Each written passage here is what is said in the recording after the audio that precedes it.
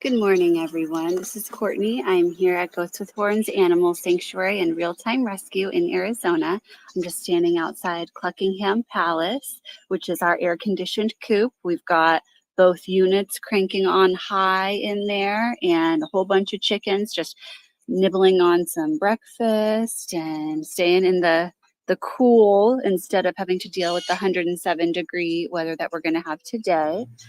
If you look up top here, you might notice that the pergola now has an extra layer of dark mesh on top. We're hoping that will provide just a little bit of extra shade to keep it a little cooler in there. As it is on hot days, we can sometimes only, I hear you, Seppi, in there. We can only get it to cool. On some days, it can still get up to like 95 degrees or so inside. And that's with 2 air-conditioned units. The coop is insulated, so we just need to basically keep the sun off of it. And then there's a chance that next year we may add a 3rd unit because these small air conditioning units, they only, cool things, roughly 20 degrees. They're not like a big industrial unit, that you have in stores that can, keep a grocery store very significantly colder, or even in your house. Most home air conditioners can cool your home about 30 degrees cooler than the outside temperature. So of course it makes sense if we are having 115-degree days, then 95 degrees is 20 degrees cooler. But we do have a monitor in there, so we monitor what the temperature is, and it will send alarms to an app on our phones if it gets too hot. So that way we know we can, come out there and, check on everybody or open up if we have to. That's never happened, but we just obviously have to be rather safe than sorry. We've got the turkeys all acting a little crazy this morning. They were doing some mating, I guess, and sometimes that can be a little brutal. Miss Zoe. So if you tuned in earlier in the week, Karen did a live stream. I think it was titled something like, "Why Can't We All Get Along?" or "Let's Get Along," because we've been having some hierarchy, pecking order drama going on with a couple of the goats and our large sheep, Albert, Mr. Frankie right here, and his twin brother, Merman. Did you guys know I was about to talk to you? You came out. They've been here a few months now, and whenever a new resident comes, there is lots of headbutting and tussling as everyone kind of figures out the new pecking order. So that's expected. Hi, Gilbert. Gilbert's collar broke this morning, so he's looking naked-necked. However, it's not normal for it to happen, now. Several months later, nothing has changed, but they've been kind of ganging up on Albert a little bit. And, we were just talking about the crazy weather, and we had, a couple days this last week, they were over 110 degrees Fahrenheit, and they were, chasing Albert here into exhaustion. So unfortunately, we did have to separate them. And if you are familiar with like the hierarchy drama, you are never supposed to separate them. It can be brutal, and we probably have talked about this before, but unfortunately you just have to let them work it out, because every time you interrupt, it restarts back at 0. For example, the analogy that I always use is, okay, in order for everybody to get along, they have to go through 10 rounds of fighting. And if, at round 5, we're watching and we're like, hey, this is brutal. This is making me feel really sad for this other animal that's getting kind of beat up on. I'm gonna separate them. I'm gonna put an end to this. Unfortunately, those 5 rounds of fighting no longer count, and they're back at 0. So when they start again, because we inevitably do need to put them back together, we are just the one acre sanctuary here, and we don't have completely separate areas, so everyone does coexist and live together. Once you reintroduce them and they start back again at round 1, they are even more vicious and upset and mad, and it will become very worse for, in this case, Albert. And we've known that. We've had to watch as Princess Buttercup And Willow, that's Peanut, got to be around here somewhere. But when Willow first came with her brother Butters, her and Princess just fought so bitterly that Willow even, her head was getting all bloody because she unfortunately was dehorned. And so was Princess actually, but they just kept ramming each other. Hi, Butters. And it's very sad. We hated to see that. And we're like, hey, stop it, kind of spraying them with a little water bottle, or, okay, we got to put Princess Buttercup away in a stall. Okay, we got to put Willow away in a stall. We got to separate them.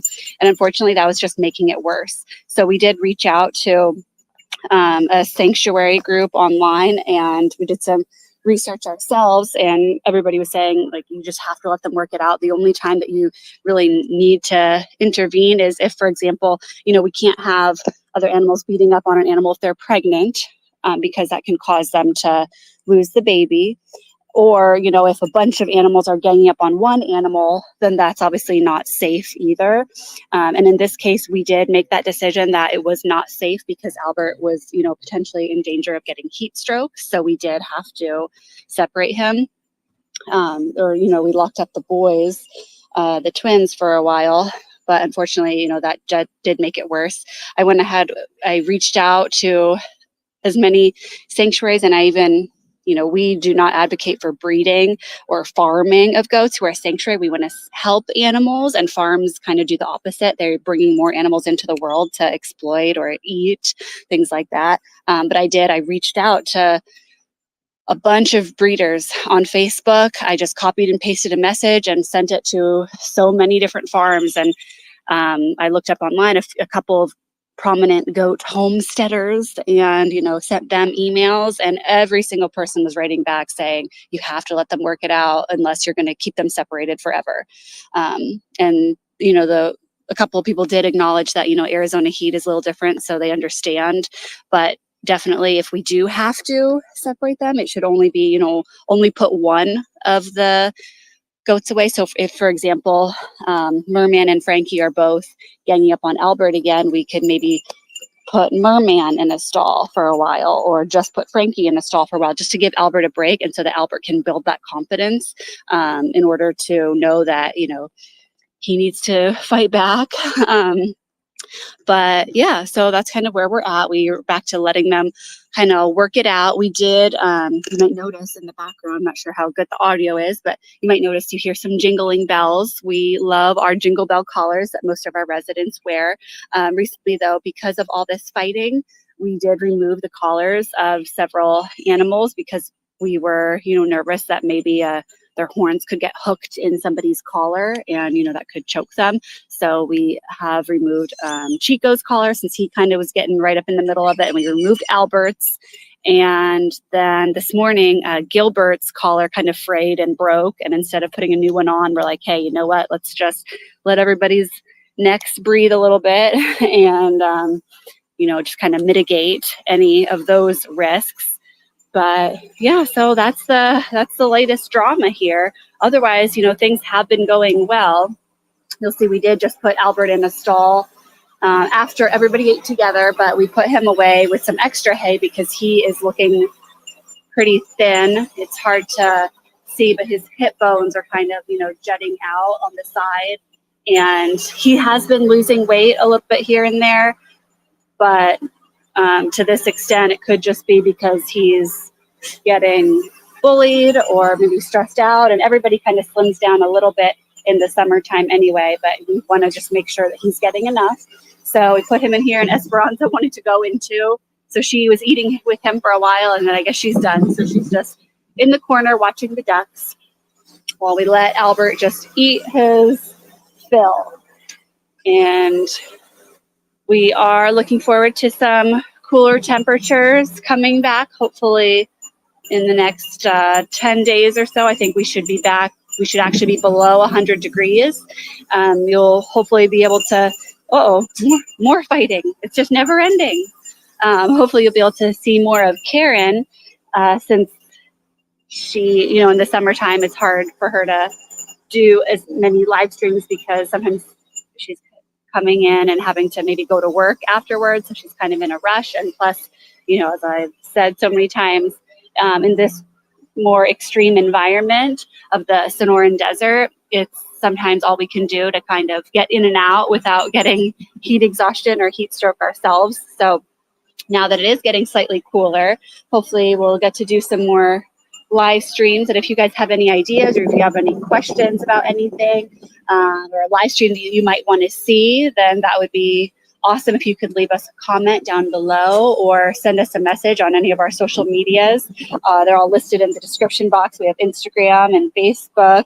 We also, if you wanted to support us, we do have a Patreon, and we also are still selling some fun Morse code bracelets. And if you click on the link, you'll kind of see better than I can explain, but they're really fun, nice, sterling silver. I think they're only $20. So a nice, maybe it could be a gift for somebody. The holidays will be here before you know it, or maybe somebody's birthday, an animal lover, you can get them one of those. Until then, until next time, thank you for tuning in and being a part of, what we do here. And I hope that your own lives are drama-free and everyone's getting along. And we will see you next time. Thanks, everyone.